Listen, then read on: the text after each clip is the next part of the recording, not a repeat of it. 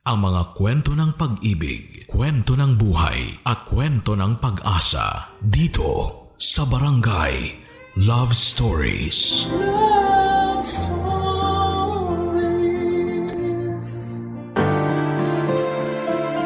Minsan kung sino pa yung pamilya natin, sila pa ang mananakit sa atin.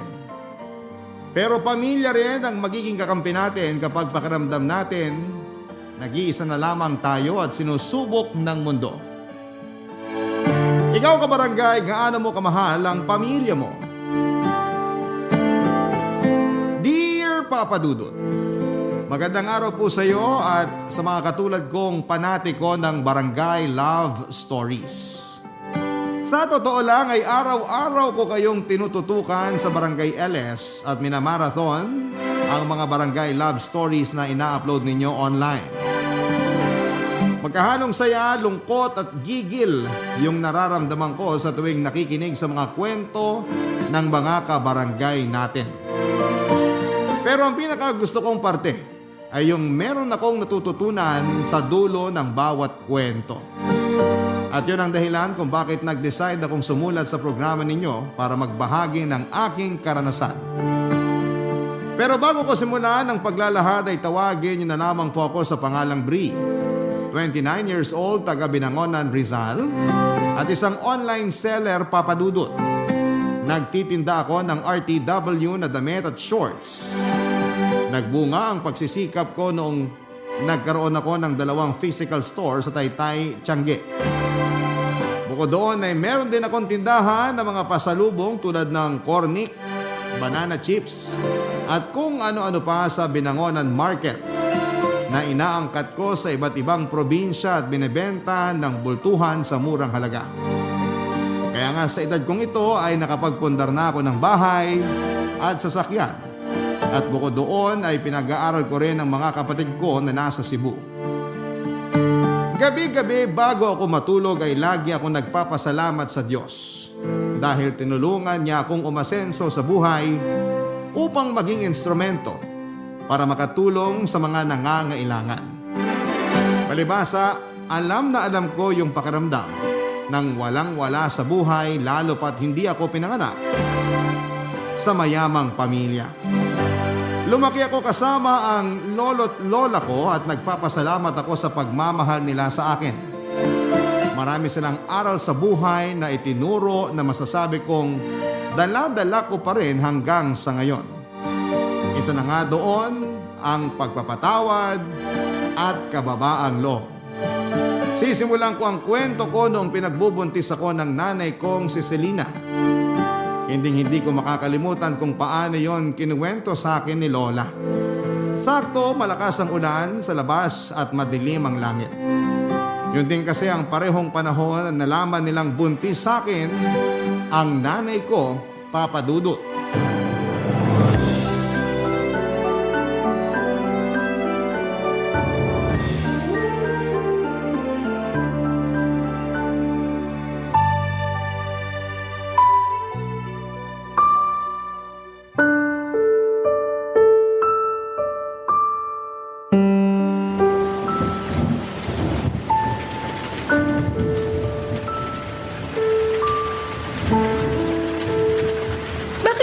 Sinabi sa amin ng tatay mo na buntis ka. Wala naman po talaga akong planong sabihin sa inyo kasi ayoko naman sa batang to, Nay. Kung hindi pa namin nakita tong ginamit mong pregnancy test sa basura, hindi pa namin malalaman ng nanay mo. Bakit po ba kasi masyado niyong pinoproblema tong baby sa tiyan ko? Plano ko nga pong ipalaglag. Naririnig mo ba yung sinasabi mo? Plano mong patayin yung sarili mong anak? Matakot ka nga sa Diyos, Selena. Ilang beses ko po bang dapat sabihin? Ayoko sa batang to. Buisit siya. Sana hindi na lang siya nabuo. Nasaan na ba yung tatay niyan? Iharap po sa amin yung tatay ng batang yan. Wala na po. Iniwan na ako nung nalamang buntis ako. Kaya nga ayoko na rin sa batang to kasi kasalanan ito kung bakit kami naghiwalay. Walang kasalanan niyang anak mo. Yung tatay ng batang yan na si Raulo. Kasi tinakbuhan kayo mag-ina niya. Sigurado ka bang wala na yan sa bayan natin? Kasi hahanapin ko siya kahit galugarin ko pa tong buong Rizal. Wala na nga po. Hindi ko na rin makontak sa cellphone. Walang hiya pala yung lalaki na yan eh. Anak Anak naman! Pwede bang wag mo nang idamay yung magiging apo namin? Wala siyang kasalanan. Anong gusto niyong gawin ko, Nay? Hayaan ko siyang mabuo sa tiyan ko, ganun ba? Oo, kasi malaking kasalanan sa Diyos ang pumatay. Tama ang nanay mo. Makinig ka sa kanya, Selena. Hindi niyo po ako naiintindihan. Hindi pa ako handang maging magulang. Sige nga po, paano ko palalakihin yung batang to? Ako lang mag-isa. Tapos nag-aaral pa ako. Kasama mo kami ng tatay mo. Tutulungan ka naming palakihin yung anak mo. Kung hindi kaya magpakatatay ng lalaki ng iwan sa inyo, aba, huwag na siya magpapakita rito sa lugar natin. Baka mahabol ko pa siya ng itak. Abner naman, huwag mo pairalin yung galit mo. Masisisi mo ba ako? Anak natin yun na agrabyado. Selena, sigurado ko bang wala na yung pamilya rito? Kasi pwede natin sila ipabarangay, anak. Mga tsahin lang po niya, pero wag na po kayong mag-eskandalo. Ano na lang sasabihin ng ibang tao pag nalaman nilang nabuntis ako at iniwan? Sige nga. Uunahin mo pa bang isipin ang sasabihin ng ibang tao? Kaysa mapanagot yung siraulong lalaking yon. Siya po yung may kasalanan sa akin, kaya wag na nating idama yung mga kamag-anak niya. Saka nakikitira lang siya sa mga tsahin niya, hindi rin maayos yung relasyon niya sa mga yun. Malamang baka nga masaya na yung mga yun na umalis na siya sa poder nila. Nak, ano bang nakain mo't pumatol ka sa ganyang lalaki? Oo nga. Wala kaming kaalam-alam ng nanay mo na may boyfriend ka na. Nasa tamang edad na naman po ako Nasa tamang edad ka na nga para mag-boyfriend, kaya dapat pangatawanan mo rin yung bunga ng pakikipagrelasyon mo. Nay naman ayaw ko nga po sa batang to. Huwag mong idama yung bata dahil wala siyang kasalanan. Saka matakot ka nga. Anak mo yan, Selena. Apo namin. Kaya huwag na huwag mo siyang gagawa ng masama.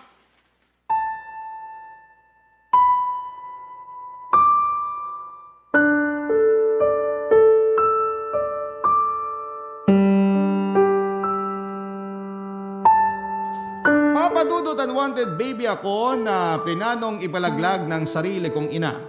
Nung nalaman ko yon kay Lola ay hindi ko na napigilang mapaluha. Kahit na sinabi ko sa sarili ko na handa na akong malaman ang dahilan kung bakit ayaw sa akin ng nanay ko ay masakit pa rin na ginusto niya akong mawala, Papadudot. Pero buti na lamang kasi at hindi natuloy dahil kina lolo at lola. Sa huli, nakumbinse rin daw nila si nanay na huwag akong ipalaglag.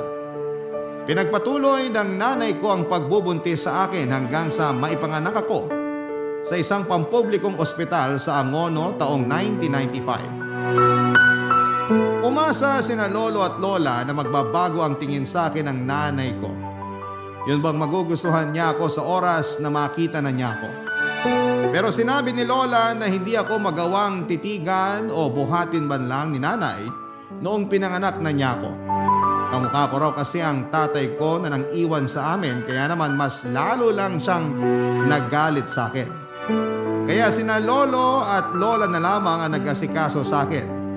Dahil sa pagbubuntis sa akin ni nanay ay kinakailangan niyang huminto sa pag-aaral. Ayaw niya raw kasing maging tampulan ng tukso sa klase nila at isipin ng ibang tao na pariwara siyang babae. Graduating na sana siya sa kurso niyang business management pero naantala yon nang dahil sa akin.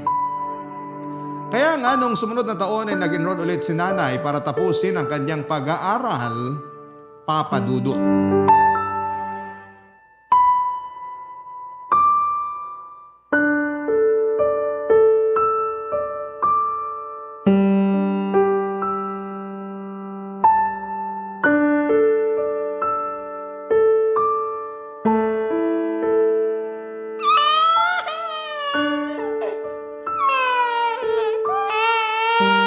Buisit na bata to!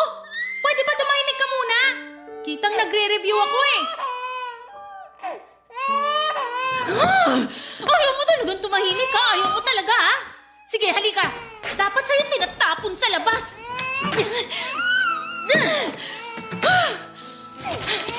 Yan! Diyan ka sa mga basura! Total, basura ka naman! Selena?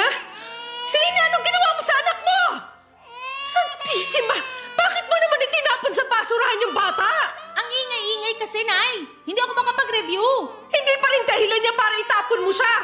Abner, kunin mo nga yung apo natin.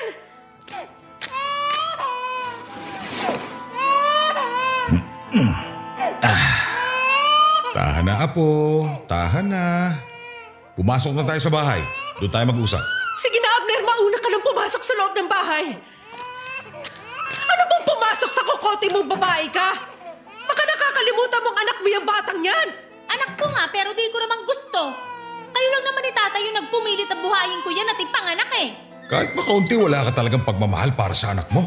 Wala po, tay. Sira Aray ulo ko ka naman, palang nay. babae Bakit ka niyo eh. po ako binatukan? Baka sakaling maalog yung utak mo at maisip mo na magbago yung tingin mo sa anak mo.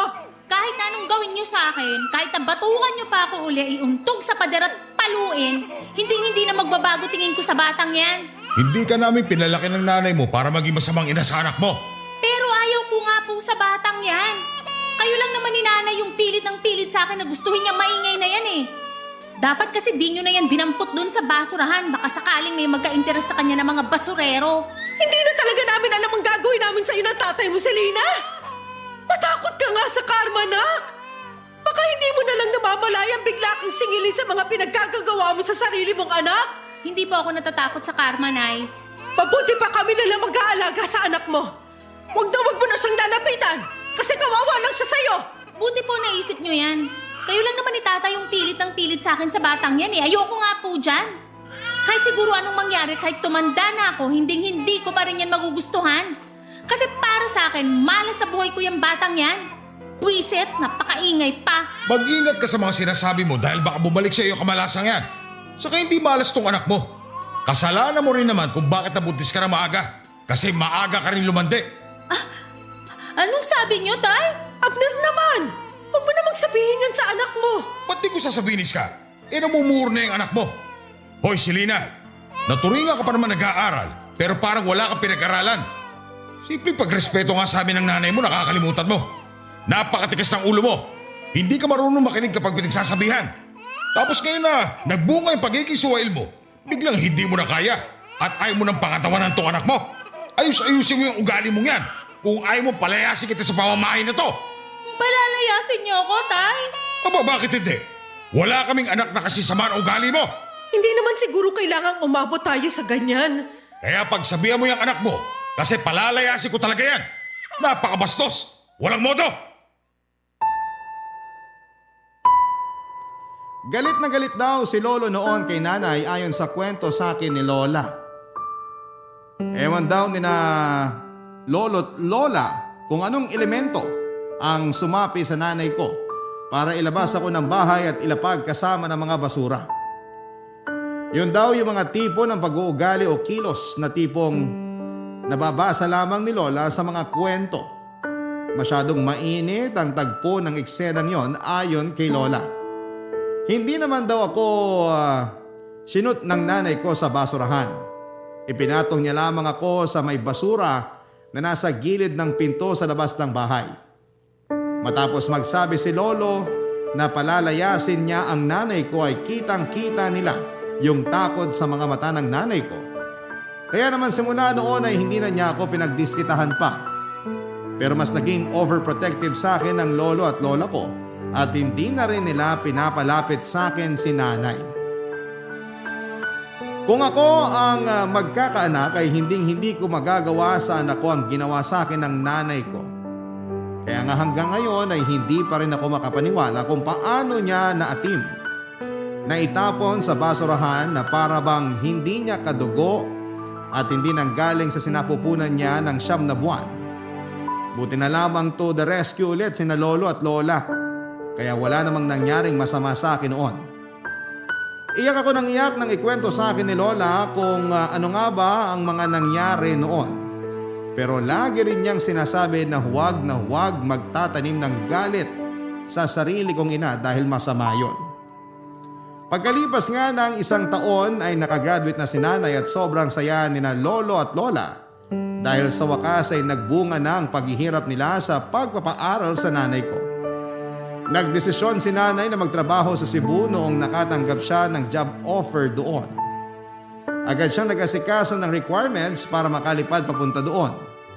Nangako siya kina lolo at lola na magbabakasyon pa rin sa amin para dalawin ako, Papa Dudut. Pero hindi yon natupad dahil lingid sa kaalaman namin. Paraan niya lamang pala yon upang tuluyan na akong iwanan sa poder ng mga lolo at lola ko ng mga panahong yon, Papa Dudut. Barangay Love Stories. Barangay Love Stories. Papa Dudut, bagaman wala akong tatay at kinalakihang nanay ay hindi naman nagkulang sa pag-aalaga at pagmamahal sa akin sina lolo't lola. Walang araw simula nang dumating ako sa buhay nila na hindi nila ako tinuring na mahalaga. Para sa akin ay hindi ko lang sila lolo at lola. Sila na rin ang kinilala kong mga magulang. Malungkot na hindi na ako binalikan ng nanay ko pero hindi naman ako nagtanim ng galit sa kanya. Inisip ko na lamang na balang araw ay maaalala niyang may anak siya at balikan niya at babalikan niya rin ako. Nagpapadala pa rin naman ng pera si nanay sa amin para may panggastos kami. Doon din kinukuha ang pambaon ko sa eskwelahan at pambili ng damit at gamit tuwing pasukan. Pero hindi na talaga siya umuwi pa sa bahay namin. Lagi ko noong naririnig na pinakikiusapan ni Lola si nanay kapag kausap niya sa cellphone na umuwi naman sa amin sa Binangonan para makita ako. Pero laging nagdadahilan si nanay na busy siya sa trabaho niya. Kapag sinasabi ni Lola na kausapin man lang niya ako ay mabilis na napuputol ang linya ng tawag at napapabuntong hininga na lamang si Lola. Pag nangyayari yon ay palihim akong umiiyak sa CR namin. Tapos maghihilamos ako ng mukha para hindi halata. Mahabang panahon ko nang hindi nakikita si nanay, Papa Dudut. Noong 18 years old na ako, kundi dahil sa iilang litrato ni nanay sa bahay, ay hindi ko na maaalala ang mukha niya. Masasabing naipon ng husto ang pagkasabi ko sa kanya. Kahit alam ko na hindi niya ako gustong makita, ako naman ay gusto ko pa rin makita ang nanay ko at mayakap siya kung pahihintulutan niya. Papa Dudut, isang araw ay mayroong binalita sa akin si Lola na labis na nagpasabik sa akin.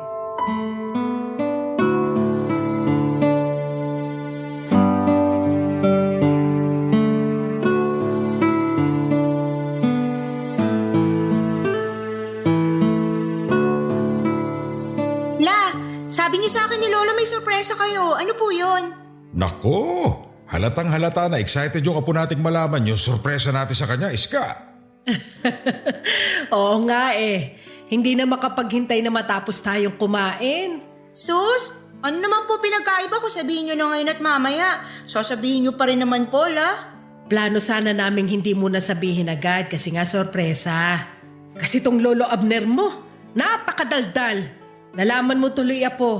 Ako pa yung nasisi, excited lang naman yung tao. Ikaw talagang sisisihin ko, alangan naman yung kapitbahay. Sabi ko nga ako na may kasalanan. Ay, kapag talaga tinutoyo ang mga babae. Bakit? May reklamo ka sa toyo ko? Eh sabi mo nga sa akin nung nililigawan mo ko, handa ka maging siomay kapag tinutoyo ako, di ba? Huwag mong itanggi yan. Hindi ko naman tinatanggi, Iska. Gusto ko po sanang matuwa kasi ang sweet-sweet niyo kahit corny na minsan pero di niyo pa po sinasabi sa akin yung sorpresa niyo lang. Sige na po, gusto ko nang malaman eh. O siya, sige na nga. Total hindi mo rin naman kami titigilan, Apo. Kulit-kulit mo. Mana ka sa lolo mo. Ako na naman ang nakita. Okay lang yan, Lo. Ibig sabihin, ikaw lang ang nag-iisang lalaki sa paningin ni Lola kasi kayo lang lagi niya nakikita. Hay! Bigla akong kinilabutan dun ah. Grabe ka naman, La. Parang mas corny ka pa yata sa amin ng lola mo, Apo. Nakakasakit kayo ng kalooban, Lo. Gusto mo ba malaman yung sorpresa namin o hindi? Siyempre gusto po. Uuwi na ang nanay mo rito sa atin sa Makalawa, Bri! Talaga po? Hala, makikita ko na si nanay. Kaya lang, baka galit pa rin siya sa akin, La. Bakit naman magagalit ang nanay mo sa'yo? Wala ka namang ginagawang masama. Di ba ayaw niya nga sa akin? Sabi niyo tinapon pa niya ako sa basurahan nung baby ako. Matagal na naman yon. Sigurado nagbago na yung nanay mo. Kaya nga siya uuwi rito sa atin eh. Tama ang lolo mo. Tsaka kasama mo naman kami kaya hindi mo kailangan matakot. Pero nag-overthink pa rin po ko.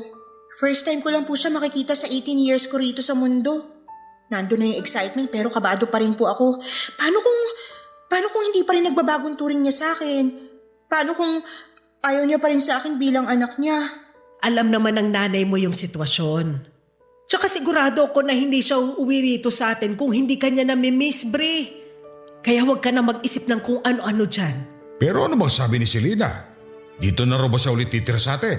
Parang, umalis na yata siya sa trabaho niya sa Cebu eh. Biglaan nga raw pero nasa plano na rin naman niya. Sabi niya may sikasuhin siyang papeles dito sa Maynila. Hindi ko lang alam kung ano kasi hindi naman niya sinabi. Baka dito na siya magtatrabaho para mas malapit sa atin. Hindi kaya? Ay, sana nga ganun. Para naman magkasama-sama na tayong pamilya. Basta apo, maging malapit ka sa nanay mo ha? Kasi ang tagal niyo ring hindi nagkita. Tsaka kalimutan mo na rin anumang hinanakit at tampo mo sa kanya. Matagal na yun eh.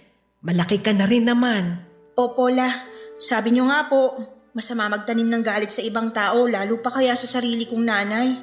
Oo, yung kasi ang turo sa simbahan. Magmahalan at matutong magpatawad. Basta, paghandaan mo ang pagdating ng nanay mo. Iparamdam mo sa kanya kung gaano ka kasabik sa kanya at kung gaano mo siya kamahal. Papa Dudut, tama naman si Lola. Laging turo sa mga misa sa simbahan ang pagmamahalan at pagpapatawad. Kaya nga yung lahat ng tampo at hinanakit ko sa nanay ko ay agad na nawala nung nalaman kong uuwi siya sa bahay namin. Excited ako at hindi ko na nga mahintay yung araw na sa wakas ay magkikita na kami ng personal. Sa Facebook ko lang kasi siya ini-stalk at hindi pa niya sinisin yung mga message ko sa Messenger. Pero iniisip ko na lamang na baka busy siya sa trabaho niya lalo na managerial ang posisyon niya. Excited din sina lolo at lola dahil sa wakas ay makikita na nila ang anak nila. Alam ko kasi kung gaano sila nangulila sa nanay ko. Kaysa isang anak kasi nila, si nanay. Dumating na nga yung araw ng pag-uwi ni nanay sa bahay. Galing pa akong school noon kasi may klase kami nung araw na yon. Nagmamadali akong umuwi sa amin at halos madapa na nga ako kasi tinakbo ko talaga. Lalong lumapad ang ngiti ko noong marinig ko ang boses ng nanay ko habang inaalis ko yung sapatos ko sa may pinto. Pero agad na napalitan ang pagtataka at kaba yung ngiti at excitement ko nang unti-unting luminaw sa akin ang pinag-uusapan nila ng lolo at lola ko, Papa Dudut.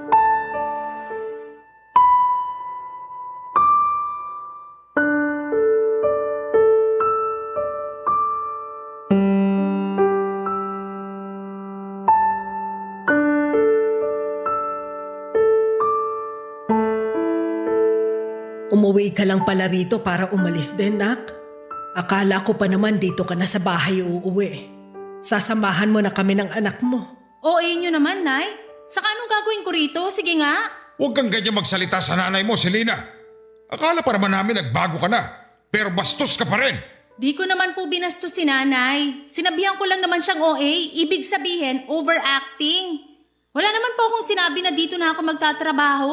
Mas lalong ayokong tumira rito sa bahay natin kasama kayo. Umuwi lang ako dito kasi kailangan ko mag-asikaso ng mga papeles para makalipad na ako pa Amerika. Ang layo ng Amerika rito sa atin, nak. Oo, Nay, at wala po akong pakialam. Matagal ko ng pangarap na makapag-abroad. Tapos ngayon meron na akong pagkakataon. Palalagpasin ko pa ba? Bakit kasi naisipan mo pang dun magtrabaho pwede namang dito na lang sa atin? Sino may sabi sa inyo na magtatrabaho ako dun? Mag-aasawa na po ako. Taga dun mapapangasawa ko, Nay. At pinapapunta niya ako dun. Sabi niya sagot niya mga gastos at pag-aasikaso ng papeles ko, pati pamasahe. Kaya pumayag na rin ako. Ano ka mo? Mag-aasawa ka na? Hindi mo man lang pinapakilala sa amin ng nanay mo. Matanda na po ako para magdesisyon sa sarili ko. Saka kaya nga ako nagpunta rito para sabihin sa inyo. Gaano na ba kayo katagal magkarelasyon ng lalaking yan at sasama ka na sa kanya dun sa Amerika? Dami niyo naman pong tanong. Ipapaalala ko lang po uli sa inyo na matanda na ako. 39 years old na ako. Malapit na nga ako mag-40 Pero kung ituring niyo ko para pa rin teenager, kainis aalis din pala kayo, Nay. Iiwan niyo pa rin pala po ako ulit. At sino ka naman? Siya lang naman yung anak mo, si Bri. Yung batang iniwan mo sa amin ng nanay mo. Aba, malaki ka na nga talaga, no? Pero hindi pa rin nagbabago yung mukha mo. Nakikita ko pa rin sa'yo yung tatay mong ulupong. Selena, hindi naman yata tama na pagsalitaan mo ng ganyan ng anak mo. Wala naman siyang kasalanan sa'yo. Malaki kasalanan niya kasi nabuo pa siya. Siguro kung wala siya, di sana ako iwan ng boyfriend ko. Hanggang ngayon ba naman sinisisi mo pa rin si Bri sa kasalanan ng lalaking yon? Walang kasalanan ng anak mo. Sa damuhon na yun ka magalit. Akala ko pa naman, excited din kayo na makita ako, Nay. Pero mukhang nagkamali po ako. Bakit naman ako may excite na makita ka? Selena! Totoo naman sinabi ko, Nay. Hindi ako excited na makita yung babaeng yan kasi wala naman akong pakialam sa kanya. Buti nga binuhay ko pa rin siya at pinag-aral eh. Sapat na yun. Huwag na siyang umasa na magpapakananay ako sa kanya. Kilabutan ka nga sa sinasabi mo, Selena. Ginigigil kasi ako ng babaeng yan eh. Halata namang noon pa lang hindi ko na siya gusto. At hindi na yun magbabago kahit na lumipas pa ang mahabang panahon. Hay! Kairita kayong lahat. Kita niyong pagod yung tao eh. Makatulog nga muna. Papa Dudut, sobrang sakit palang marinig mula mismo kay nanay na hindi niya ako mahal. Para kong sinaksak ng libu-libong kutsilyo, kaya naiyak na lamang ako. Bukod doon ay umuwi lamang pala siya para iwanan kami ng tuluyan. Kaya imbes na masayang reunion ang nangyari, natahimik na lamang kami nina lolo't lola at walang nasabi. Alam din kasi nila na kapag may gusto si nanay, hindi nila ito mapipigilan. Kaya sa huli hinayaan na lamang nila ito. Nanatili ang nanay ko sa bahay namin ng isang buwan habang nag-aasikaso ng mga papeles niya pa Amerika. Matagal na niya talagang nasimulan ang pag-aasikaso. Taon na rin yata. Pero hindi siya makapag-focus dahil may trabaho siya. Kaya noong nakapagpasya siya na gusto na niyang pumunta sa Amerika, ay nag-resign siya sa kumpanyang pinapasukan niya sa Cebu at umuwi sa amin pansamantala. Sa loob ng isang buwan na yon, sinubukan ko makipaglapit ng loob sa nanay ko. Pero siya mismo ang umiiwas sa akin. Kung kausapin nga niya ako ay saglit lang at kung tratuhin niya ako ay para bang hindi niya ako anak. Siguro nga ay kinalimutan na niyang anak niya ako. Kaya naman nasaktan ako ng husto. May sa ilang beses din siyang kinausap ni Lola na makipagbanding naman sa akin pero ayaw ni nanay at madalas na nauuwi lang yon sa pagtatalo nilang mag-ina. Kaya ako na lang mismo ang umiiwas sa kanya, Papa Dudut. Nahihirapan lang ako dahil magkasama kami sa isang bubong. Tapos, ganun pa yung trato niya sa akin. Madalas ay busy siya sa cellphone at ka-video call yung fiancé niya. Tapos, kakausapin lang niya ako para utusang ikuha siya ng pagkain o inumin. Minsan ay para ipagtimpla siya ng kape o di naman kaya ay linisin ang mga kalat niya at labhan ang mga damit niya. Papa Dudut. Barangay Love Stories. Barangay Love Stories. Papa Dudut, nang makompleto ang mga papeles ni nanay ay agad siyang nag-impake ng mga damit at gamit niya. Kitang-kita ko sa mukha niyang excitement na makapunta sa Amerika. Siyempre, alalang-alala sina lolo at lola para sa nanay ko, lalo pat malayong lugar na yung pupuntahan niya. Sa katunayan ay sinubukan pa nga nila ulit itong pigilan pero nagalit lang sa kanila ang nanay ko. Nasaktan ako para kina lolo at lola dahil wala naman silang hangad na masama sa kanya. Doon ko naisip na wala na talaga siyang pakialam sa mga magulang niya, lalo na sa akin na anak niya, Papa Dudut. Kaya yung kaunti na lang na pagmamahal ko sa nanay ko ay nawala na. Sa katunayan, nung umalis siya sa bahay namin ay hindi na ako naghabol pa sa kanya. Hindi na rin ako umiyak. Pero nasaktan ako sa hagulhol ni na Lola para pigilan ulit siya. Kaya lang ay nagbingi-bingihan ang nanay ko at nagawa niya pang itulak si Lola noong kapitan siya nito sa braso para pigilan. Doon na nga ako nagalit sa kanya kaya sinabihan ko siya na huwag na siyang babalik sa bahay namin. Kitang-kita ko ang matinding galit sa mga mata ng nanay ko pero sinalubong ko lang yon ng mas matinding galit. Simula nang umalis si nanay ay hindi na kami nakarinig pa ng balita sa kanya, Papa Dudut. Hindi ko na rin in-stalk ang Facebook niya. Sa katunayan, blinak ko siya doon at binura ko rin yung mga chat ko sa kanya. Nag-focus ako sa pag-aaral habang nagtatrabaho para mas matulungan ko ang sarili ko na may pantustos ako sa pag-aaral ko. Matanda na rin kasi sina lolo at lola para maghanap buhay. At naaawa na ako sa kanila lalo na tuwing nagreklamo sila sa rayuma nila. Napakasipag pa naman nilang magtinda ng mga gulay at prutas sa palengke. Doon nila ginamit ang huling pera na iniwan sa amin ni nanay bago ito umalis. Kaya nung nakapagtapos ako, pinangako ko kina lolo at lola na babawi ako sa kanila. Gusto ko silang bigyan ng maayos na buhay, kaya nga naghanap ako ng mapapasukang trabaho. Swerte naman dahil nakapasok ako sa isang kumpanya. Pero sa totoo lang ay kulang na kulang pa rin ang sweldo ko lalo nung nagkasakit si lolo. Dahil sa katandaan ay naging mahina na ang resistensya niya. Pabalik-balik kami noon sa ospital nung nagsimula ang pandemic.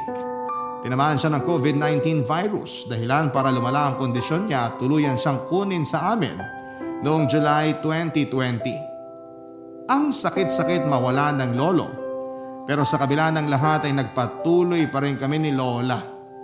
Pero noong 2022 ay muli kaming sinubok ng kapalaran nang ma-diagnose na may stage 2 ovarian cancer ang lola ko.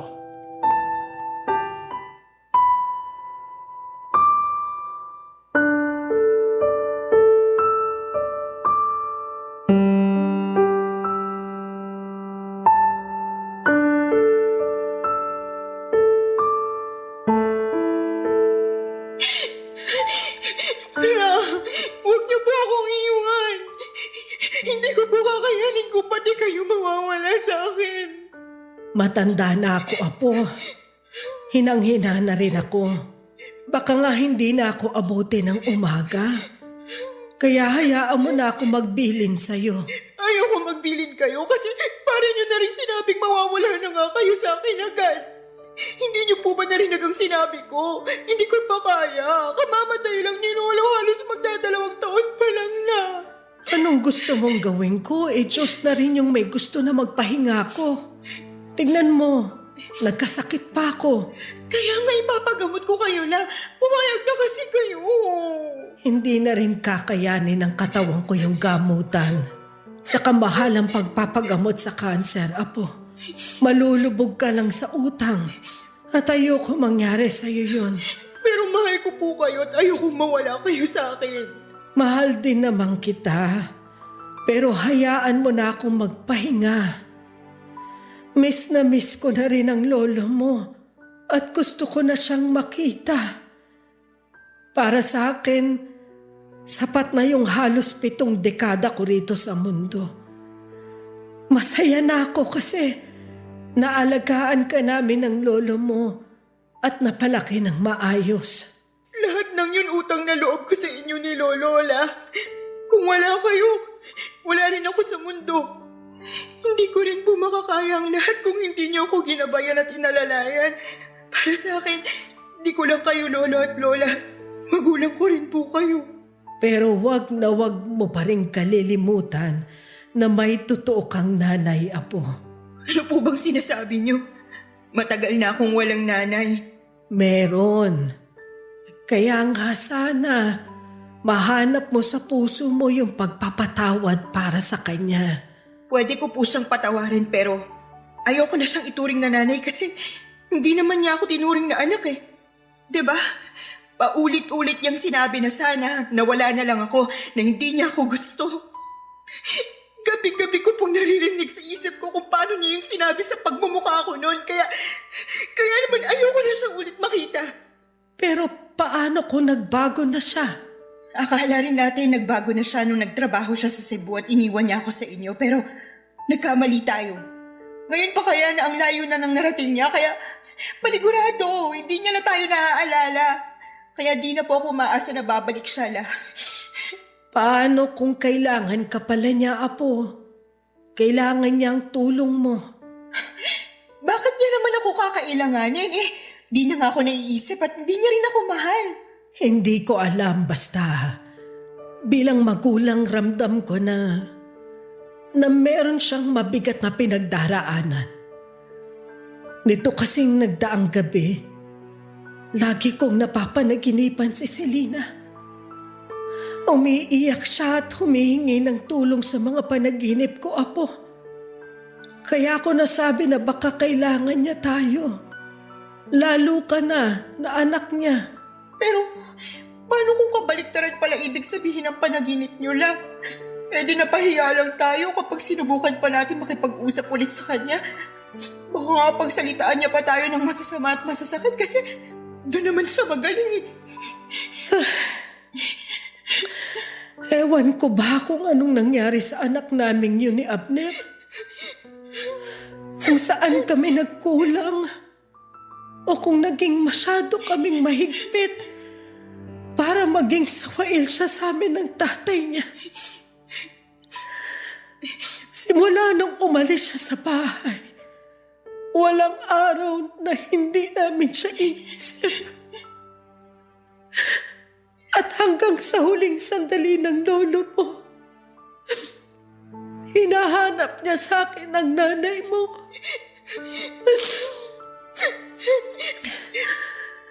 Kahit naman ako, kung pwede lang talaga, gustong-gusto ko na siyang makita. Ang dami kong tampo kay Selena. Dahil paano niya tayo natiis? Lalo ka na anak niya. Pero kahit kailan, hindi naman ako naghangad ng ikakasama niya. Sana, kung nasan man siya ngayon, nasa mabuting kalagayan siya. At kung loloobin ng Panginoon, sana magkita pa rin kayong mag-ina. Papa Dudut, ilang beses kong pinilit si Lola na magpagamot pero siya na nga ang tumatanggi. Hindi na rin daw kasi kakayanin ng katawan niya kaya naman tinanggap na lamang niya ang kabalaran niya. Siyempre, nalungkot ako. Umiyak ako pero sinabi ng lola ko na kailangan kong maging matapang lalo't lahat ng tao ay hahantong din sa kamatayan. Oo nga, pero nainis pa rin ako sa kanya noong mga panahong yon kasi hindi niya naiintindihan ang nararamdaman ko. Pag nawala siya sa akin, mag-isa na lamang ako. Pag namatay siya, wala na akong pamilya. Wala na rin akong dahilan para magpatuloy pa sa buhay ko. Dahil sa progreso ng sakit ni Lola ay mabilis siyang nanghina at noong taong ding yon ay tuluyan na siyang kinuha sa akin ang kamatayan. Durog na durog ang puso ko nang pati ang lola ko ay iwanan ako. Ilang beses ko pang tinanong sa Diyos kung anong kasalanan ko kasi ginawa niya akong ulila. Ni hindi ko pa nga natutupad ang pangako ko kina lolo at lola tapos ay nawala na sila kaagad sa akin. Madami akong katanungan na hindi na nasagot, Papa Dudut. Aminado ako na nalugmok ako sa matinding kalungkutan dahilan para mag-resign ako sa trabaho ko. Yun talaga yung masasabi kong darkest moment ng buhay ko. Maswerte ako dahil hindi pa rin ako pinabayaan ng Diyos. Tapos nakilala ko pa yung boyfriend ko na active member ng isang church. Inilapit niya ako sa ama kaya unti-unti akong nakabangon at nagkaroon ng pag-asa. Simula noon ay naging miyembro na ako ng simbahan nila at aktibong dumadalo sa mga church services, Papa Dudut. Noong taon ding yon ay naisip kong sumugal sa negosyo kaya naman sinubukan kong magtinda ng RTW online. Pumatok naman. Tiyanaga ko lang hanggang sa nakaipon ako ng pera at dumami ang paninda ko. Tapos sinubukan kong kumuha ng pwesto sa Taytay Tiangge hanggang sa nanganak na yung isa pang pwesto ng isa pang negosyo. Papadudot, sobrang saya ko. And at the same time ay thankful kay Lord dahil sa mga blessings niya para sa akin. Tapos last year lang ay nagpakasal na kami ng boyfriend ko pero wala pa naman kaming anak sa kasalukuyan. Noong January 2024, isang araw may nakarating sa akin na balita tungkol sa nanay ko na lubos kong hindi inaasahan. Meron daw siyang early stage ng chronic kidney disease at matagal na niyang iniinda ito. Pero ang pinagtataka ko ay anong ginagawa niya sa Cebu, buong akala ko ay nasa Amerika siya. By the way, ang naghatid ng balita sa akin ay ang anak niyang babae na half-sister ko na 10 years old na. Lalong dumami ang mga tanong sa isipan ko ng mga panahong yon. Nakiusap sa akin yung bata na pumunta ako ng Cebu dahil gusto raw akong makita ng nanay ko. Ayaw ko na sana makipag-ugnayan sa kanya pero naalala ko yung sinabi sa akin ni Lola bago siya nawala. Ang magkita kami at magkapatawaran ng nanay ko.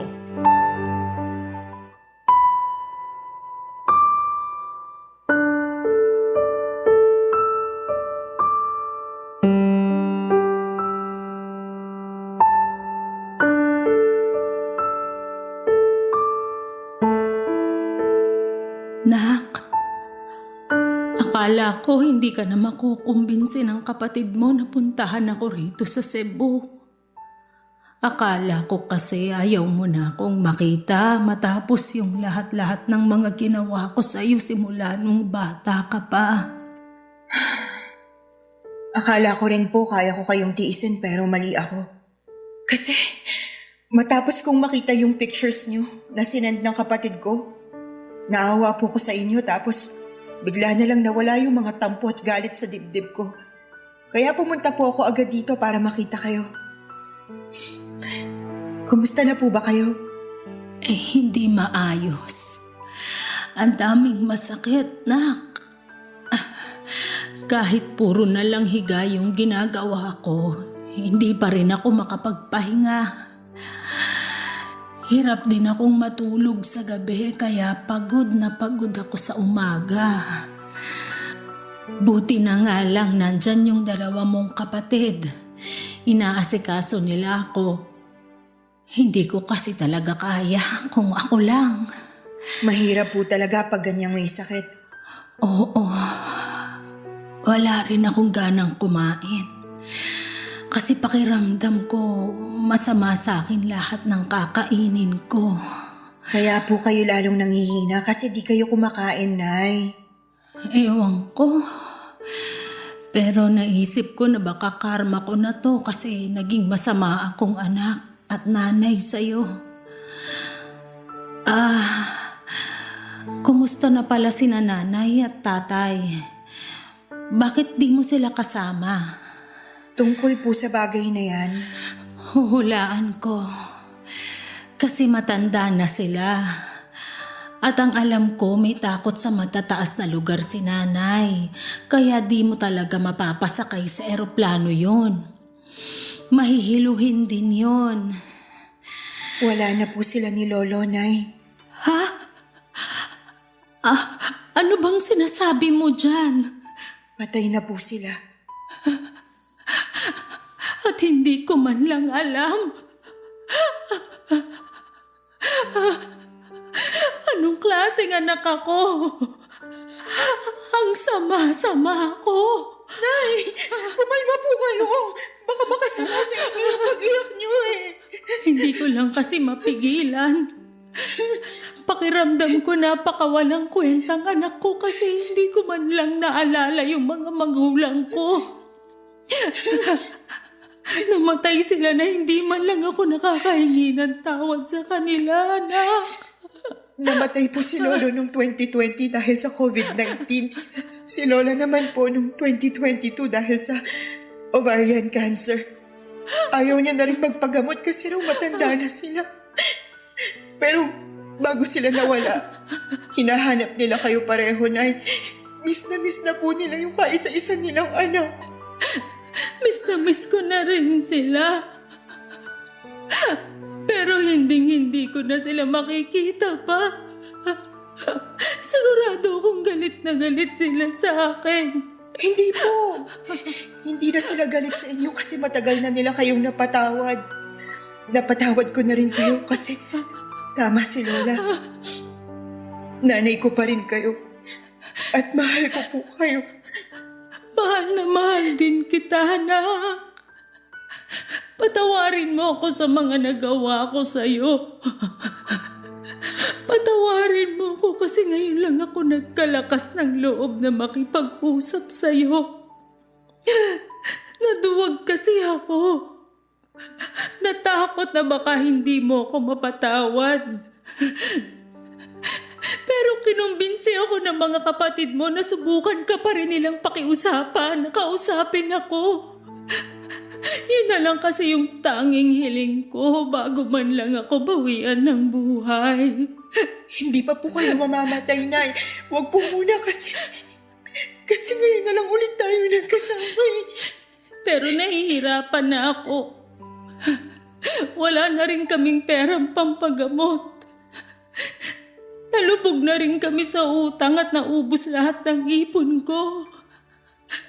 Hirap na kami, nak. Awang-awa na rin ako sa mga kapatid mo. Ang babata pa nila para maulila sa ina. Kaya nga po, lumaban po kayo. Huwag na po kayo mag-alala dun sa gamutan niyo kasi ako na po ang bahala, Nay. Kahit naman paano, may negosyo ako. At wala pa rin naman kaming anak ng asawa ko kaya maaalagaan ko pa po kayo. Basta wag po muna kayong sumuko, Nay. Kasi gusto ko pa kayo makasama ng matagal eh. Gusto pa rin naman kitang makasama ng matagal, nak. Gusto kong bumawi sa mga panahong hindi ako nagpakananay sa'yo. Kaya lumaban po kayo kasi marami pa po tayong gagawin na magkasama. Kasama yung mga kapatid ko. Ngayon na wala na sina lolo at lola, akala ko wala na rin akong pamilya. Pero hindi pa rin po ako pinabayaan ng Diyos kasi dinalik niya kayo sa buhay ko para maging pamilya ko. Kaya ang saya-saya ko po, Nay. Masaya rin ako, nak. Salamat. Salamat kasi nagkita tayo uli. Kung alam mo lang na kinasabikan ko yung araw na to. Yung araw na makahingi ng tawad sa'yo. Pinapatawad ko na po kayo, Nay. Kaya dapat magpalakas po kayo, ha? Papa Dudut, ikinuwento ni nanay na hindi na natuloy yung kasal nila ng fiancé niya sa Amerika matapos itong atakihin sa puso 3 araw pagdating ni nanay doon. At dahil hindi naman siya pumunta doon para magtrabaho ay kinailangan din niyang umuwi sa Pilipinas pagkatapos ng libing. Sobrang gulo daw ng isipan ni nanay noon at hiyang-hiya rin siya sa amin kaya hindi na niya nakuhang umuwi pa sa bahay para magpakita. Nagstay daw siya sa kaibigan niyang taga Maynila at pumasok sa pinagtatrabahuhan nitong hotel bilang housekeeper. Doon niya nakilala ang tatay ng mga anak niya na tubong Cebu. Nung nabuntis siya ay umuwi sila sa probinsya nito sa Argao para doon na manirahan. Doon na rin pinanganak ang pangalawa nilang anak pero 5 buwan pa lang yung baby ay naaksidente yung kinakasama niya matapos itong mabagsakan ng hollow blocks sa ulo nang mapadaan ito sa isang ginagawang gusali. Nakomatos pa raw ito ng 1 linggo bago binawian ng buhay. Simula noon ay sinanay na ang nagtaguyod sa 2 niyang anak. Nagtinda siya ng street food sa mga eskwelahan at gumawa ng mga doormat at naglalako ng balot sa gabi bago siya nagkasakit at tuluyang huminto sa pagtatrabaho. Sobrang sakit na marinig lahat ng pinagdaanan ni nanay. Kaya nga pinangako ko sa sarili ko na gagawin ko ang lahat para pagaanin ang buhay nila, Papa Dudut. Sa kasalukuyan ay nasa Binangonan Rizal na sina nanay at ang 2 ko pang kapatid. Tuloy-tuloy ang pagpapagamot ni nanay at masaya ako kasi kinakikitaan namin ng progreso ang katawan niya. Pinabalik ko rin sa pag-aaral yung dalawa kong kapatid at sinabihan sila na hanggat nabubuhay ako ay pagtatapusin ko sila ng kolehiyo. Kahit na masakit yung pinagdaanan ko sa kamay ng sarili kong ina, iba yung sarap sa pakiramdam. Noong natuto akong magpatawad, mas magaan sa dibdib at mas masaya ako ngayon na magkakasama na ulit kami. Hanggang dito na lamang po ang sulat ko at maraming salamat sakaling mapili po ninyong i-air ang kwento ng buhay ko. Sana po ay ginapulutan po ito ng aral at inspirasyon ng mga kabarangay natin. God bless and more power po sa Barangay LS 97.1 at sa Barangay Love Stories. Ang inyong forever, kapuso at kabarangay, Bree. Nagustuhan ng iyong napakinggan? Ituloy yan via live stream sa www.gmanetwork.com/radio.